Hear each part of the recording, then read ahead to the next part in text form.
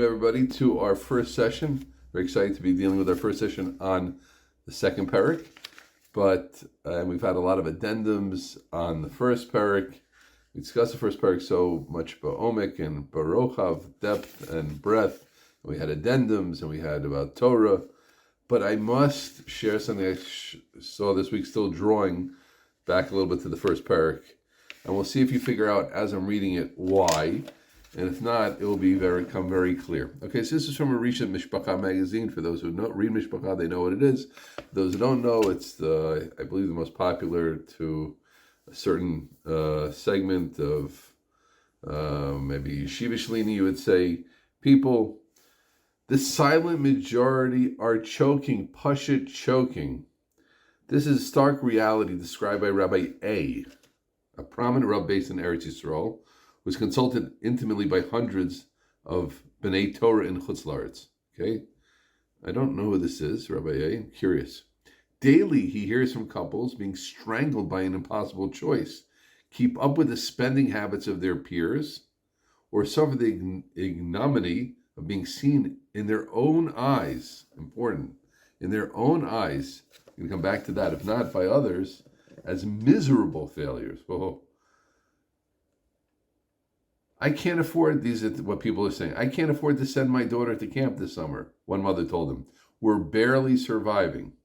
I would do it anyway because I have to, but then I'll have to find the money to buy her a full camp wardrobe. Or she'll be mortified in front of her friends. What am I supposed to do? Rabbi A sees the expanding trend as frighteningly dangerous. It places strains on people's shalom bayis. The married amongst us know that when there's troubles with money, it really hits the shalom bayis, families, and avodas Hashem. And that's not even the worst part of the problem. Not one, to use the term crisis liberally, he doesn't mince words. If this doesn't stop, says Rabbi A, in the next few years, we're heading towards a mega crisis that risks destroying everything that Rabbi Hussein have painstakingly built over many decades. He means like the Rosh Yeshivas and the Hasidic Rebbes, right? It shakes the foundations of our existence as a tzibur and prolongs the gullus. It's causing all this gashmias a dramatic change in what our young generation aspires to be. This really is heartbreaking. For those of you who are in the yeshiva system, understand those who aren't. It's just it's staggering. This. The fundamentals to understanding what defines a successful person has changed on the deepest level. While the pinnacle of achievement, the role model of all our youth was and should be the quintessential Talmud Chacham, it now includes material wealth of not getting by. It doesn't mean that, that he didn't mean beforehand we were already Chazan Ishniks living on dirt in Bnei Brak. He meant, you'll hear, the Rav deals intimately with hundreds and hundreds of Bachrim. Today, normative Bachrim from mainstream frum homes view a 35-year-old making $250,000 a year. Sounds like a lot of money to me. While being Kovei Eitim L'Torah for several hours a day, how do you see that person? 30 to 35, $250K a year, and is being Kovei Eitim for several hours a day. Raising a family and living an Ehrlich life as an abject failure. Absolutely mind-boggling. It's mind-boggling. It's just mind-boggling. Why am I sharing this? By the way, I just want to say, my humble opinion, it's a lot better in Eretz Yisrael. There are milas in living in America, definitely, and it's not a simple question. I think a Yid always has to be thinking about coming to Eretz Yisrael. We're Jewish, right? We learn Chumash. Most of Shas, or much of Shas, deals with Eretz Yisrael. Okay, now we have we don't know who Rabbi A is, but we do know, I don't know, but the name is there. I think it's a Rav from Coventry. Coventry was in London, wasn't it? And that was where they bombed, but I think it's somewhere close to Lakewood or something. Rabbi Gerwitz was the first to publicly blow the whistle on the issue. A private shir he gave went viral and has been heard by over 100,000 people. Maybe some of you have heard it. Gortzman, okay? Look it up. It's not because of my speaking style, but because well more than half the tzibur are suffering. The mega wealthy don't necessarily suffer from their spending, and there certainly exist many from families who are very disciplined and intentional in maintaining a simpler lifestyle, but he gauges the issue as affecting well more than half the local Frum population. You hear that? There's a Rav who's there, who's the whistleblower, right? And he's saying more than half of people are affected by this. I'm jumping around here. The Tzibur is screaming for help. This is by far the biggest issue facing Klal Yisrael today. And it goes on and on and on and on, and it's terrible. Why am I sharing all this now? So I want to share the final paragraph of this article. Okay? Now, I don't know what Rabbi A is. Maybe he's the Gadol Hador. It sounds like a Kasher Rav. But these are Rabbanim who are living with the Tzibur and are seeing things that are going on, right? Some of our Mesilas Yesharim listeners maybe are living in the Tzibur. Maybe some of them are outside. I don't know. But listen to this. Rabbi A drives home a powerful message, outlining the stakes in this battle in sharp historical terms, calling it an existential threat to our way of life.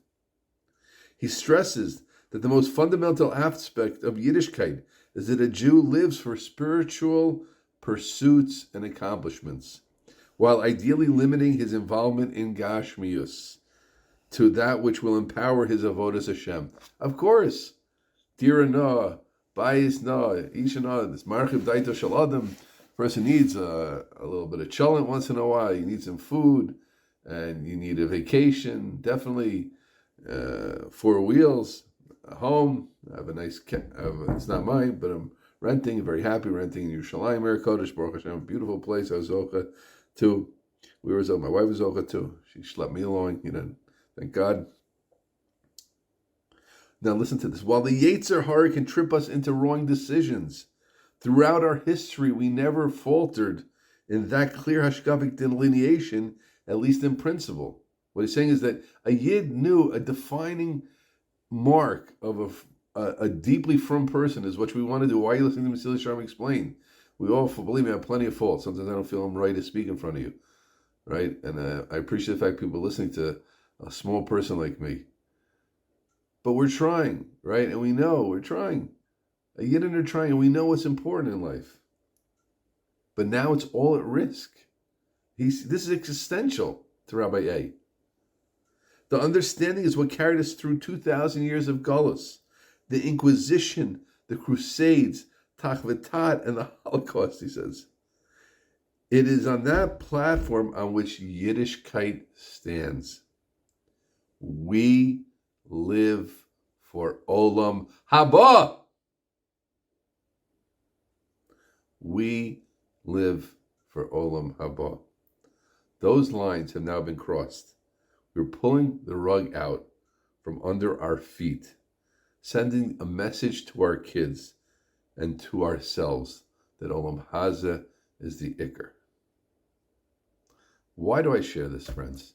To depress everybody? No. To depress myself? I did. And it's truly depressing. But here we are. I'm not sure exactly when this will be listened to, but the exact date on this magazine is the 4th of Tevis, right? 5786. You're probably going to listen to this a few months after this, but I doubt, unless Mashiach has come in the meantime, that this issue has gotten too much better since this article, maybe a little bit better by some people on the fence. But look at that. Why a Yakar asked me, a Talmud Yakar Mode asked me in yeshiva, because I'm learning Mesilas Yesharim in yeshiva also. He says, I never heard anybody speak about Olam Haba. It was a lovely and appropriate question, and I appreciate it, and I repeat it. And then it wasn't chutzpahdik, but he was kind of asking, like, Rabbi Shiva, like, why are you talking about this so much? So I said, look, I talk about what the Sefer talks about. I try to be true to a Sefer, and this is what the Mesilas Yesharim is talking about, but it's deeper than that. This is why I've been saying that the first Perek is one of the most important prakim in all of Torah literature, in the many prakim of Chamisha Chomshei Torah, and all the prakim of Nach, and all the prakim of Gemara, and the prakim of Musar, and Mar Nevuchim, and Maral. This Perek stands out as being so uniquely important because it lays out to us what it's all about. And I want to say something. Maybe some won't like this, but it's good to be provocative a little bit. I don't think Thank You Hashem Nation is going to save us from this. I don't think that's going to be the answer. It's beautiful and it's geschmack, and I daven in a rambunctious geschmack yeshivish oriented, Karla Vachminyan, Friday night and Shabbos day, etc. And I like it. I like those minyanim, and I do it in yeshiva, etc. But it has to be that we have our heads on straight. What is going to save us? Because we can love a Kadosh Baruch Hu and thank you Hashem together with all of our gashmis. It's not a steer. Ultimately, it is a steer if you really, really love the Kadosh Baruch Hu. But we're not turning it over like that. It has to be that we're living. I'm speaking to myself, but that's why we have to chazah. This is what this Rav is saying. This is what they're seeing. Gashmis is taking us over. Again, not every tzibur, and there's certainly tzibur which are much, much better, right? Our Mesilas Yesharim is better. I think the Merkaz Rav world is better. Our friends in Haramor, these guys are Gavaldik, Pashtonim, Mamish, Pashtus, and we have to give them credit. It's a live a chai Pashtus, not looking for anything. Look, you could look, right? And Eretz Yisrael, I think in general is better. And I'm not pointing fingers where it's worse, but we have to know where they're talking about. It's pretty clear the areas, but what's Tutzaktor? What is going on? This is where it's at, that we made it through Tak V'Tat and the Holocaust, and the Yid knew what it was, and now we're forgetting. And I want to go deeper. There was a bubble that was created. It was incredible. This is what I thought about afterwards. The way I see Jewish history the last 80 years, there was a Chorban Otzim of Klal Yisrael and Yiddishkeit and yeshivas and Hasidus, everything in the Holocaust. Destruction, utter destruction. And it was rebuilt. It was rebuilt from the incredible effort of Gedolim, and it's a history which everybody has to know and credit has to be given. Those people like Rav Aaron Kotler were just, and many Hasidic rabbis and many Rosh Yeshivas and many lay leaders, certainly, and many lay people that rallied to the call of Mila Shem Elai, of the leadership and rebuilt Yiddishkeit, etc. And it's clear to me, right? I'm not a big analysis of Darchei Hashem, but I think it's clear to anybody who thinks about it. The Rebbeinu Shalom gave a lot of parnasa so we could rebuild. How could the yeshivas are living on so many, the Hasidus are living, and the areas are living on so much, so much fundraising going on. You open up your WhatsApp, everybody's listed, everybody's asking for money. Everybody's asking for money. There's a lot of money out there, and there's a lot of money being given, and there's a big schus of this generation that a lot of money is being given. I've heard people say, I don't know that, but I heard people saying that it was never like this, that some people were giving so much money. Someone came to Ryan Leib and made $320 million in Revach, clean 320 after taxes. And he gave $160 million of that to there's an exact story. He gave, I heard it from Simcha Bunim Schreiber, who heard it from Aaron Leib, and he gave $160 million. He gave half of his wealth, half of his yearly thing, to yeshivas, tzedakah, etc., which is extremely impressive. By the way, what was Rav Aaron Leib's response? What's he going to do with the other 160? So Rav Aaron Leib would give him more. But here's where I'm getting to, friends. The Rebbeinu Shalom gave us all this parnasa so that we could rebuild, and now it's coming back to haunt us because the money is causing us not to be Talmidei Chacham Amitim anymore. The same, if that's where it's at. Again, I don't know this, but these people who are dealing with Bachram are saying that the musagim were changed. The musag was, the money allowed us to create this cadre of people who want to learn. And I always say it. I say it in yeshiva a lot of times. And I say from my grandfather's experience. My grandfather, we're going to get to the second parak in a moment, but this is important. My grandfather used to say, Zichrono Livracha, that he was a Holocaust survivor, went through Majdanek and Auschwitz, and others, etc., and rebuilt after the war. Baruch Hashem, he had numbers on his arm. My beloved grandfather. Anyway, so he said, David, I wish I could have learned, when I was younger. And I went to yeshiva, I think, for a week. I don't know if it was maybe like yeshiva katan or something. There's no food. The parnasa was so. We have no idea what kind of situations used to exist. Ayam v'norah. I mean, to be a yeshiva bacher was not simple. Most of the time you were eating out and by families. Kesta was called. Read the biography about Rameir Shapell. What was going on in Poland. It was worse than in Lita. In the Hasidic world, it was worse. It's terrible. And now we can not that the only thing is to have children tell me to come, chas v'shalom, all kids are beautiful and all. There's parnasa and there's all types of things, but you have a chance today. Kids, we have enough parnasa to help a child who it's fit for and can be, to be the Yisachar, to be the Levi, to, like the Rambam writes at the end of Hilchos Shmita V'Yovel, and call Adam Sher Yifna Libo, Yadvena Libo Lefrok Me'al V'Ol, right? A person can do that. And now we're putting into our minds that same person is thinking, if you're making 250 between 30 and 35 and you're learning 2-3 hours a day, you're a failure. Where are we going? But the point is, where I'm getting to, this is why we have to learn Mesilas Yesharim. It was Ovadia who asked me that question. My dear Ovadia, this is why we learn how to learn Mesilas Yesharim. And this is why we have to chazar Mesilas Yesharim. We have to go over the first parak, again and again, the first parak, to keep our head straight. And again, I don't think singing Kumzitzim is what's going to do it for us. Because somehow we can still justify all that with that. I love a Kadosh Baruch Hu and I love all the Yashmis. And I hate to say it, sometimes it goes, a little bit together, right? That's who's making the Geshmaka Kumzitz, who's making the Geshmaka Tomel. It's the people who have lots of money and lots of things, and it's Geshmaka. The guy who's, the simple guy who's like struggling, he's not screaming it's Geshmaka to be it already. I had a hardworking psychologist from a more simple American town. He's crying in my office. I can't have no time to learn. See, he's not at the Kumzitz every night. He's Pasha crying. He's struggling. I don't mean to laugh. He's like struggling to make it happen. Literally started crying. The first time I ever met him, I believe it was, and he sat down for whatever. Got a connection through my sefer, crying. So a lot of times it's having our head on straight. That's the point. That's why it's fundamental. It's a yisod. Olam haz or olam haba. Where are we? That was the demarcation point. That a yid knew that this world is this world, but the next world is what I'm really living for. Okay, we eat too much, waste some time doing aveira. Nope, seder. But my head is on straight. I know. Okay, so that was just something I had to share because I saw it, and I hope it strikes a chord by me, and hopes it strikes a chord by us. And we have to spread according to this Rabbi, we have to spread the message, friends. We can't let the Jewish people fall apart. We can't let everything we built go to destruction because of money. And people are choking because to send their kid to people who can't afford to do this, or it's just mind-boggling. It's a mind-boggling problem, which it seems to be is a major